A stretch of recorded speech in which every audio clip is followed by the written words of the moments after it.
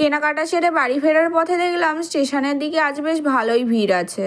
বাড়ি ফিরে ফ্রেশ হয়ে নিচে নেমে দেখি বড় মাম্মা আজ ভাইদার ছেলেকে নিয়ে আমাদের বাড়ি ঘুরতে এসেছে। আর ভাইদার ছেলে তো আমাকে দেখলেই লজ্জায় কোথায় যে তার মুখটা লুকাবে সেটাই খুঁজে পায় না। এখন ওর প্রায় 3.5 বছর বয়স, আর এই 3.5 বছরে ও একবারের জন্যেও আমার কাছে আসেনি। ওরা আসার পর আমি ওর জন্য ফ্রুটি, আইসক্রিম, চিপস আর আমাদের সকলের জন্য আইসক্রিম আনতে দিয়েছিলাম। তো কাকা এনে দেওয়ার পর আমি ওকে ফ্রুটিটা দিচ্ছিলাম, আর ওর লজ্জাতে তো ফ্রুটিটাও নিচ্ছিল না।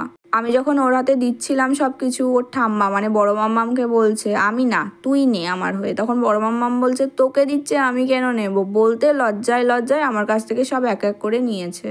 ওর জন্য যে আইসক্রিমটা আনিয়েছিলাম সেটা ওর পছন্দ হয়নি, ওর আমাদের এই বার আইসক্রিমটাই পছন্দ হয়েছে। তাই ওর ঠাম্মার কাছ থেকে বার আইসক্রিমটা কেড়ে নিয়ে নিয়েছে, আর ওর ঠাম্মাকে বলেছে এনে আমার আইসক্রিমটা তুই খা।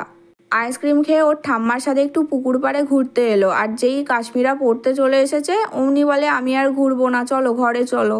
কাশ্মীরার কাছে কিছুক্ষণ বসার পর আমাকে বলছে চল তোর বিড়ালটাকে একটু দেখে আসি।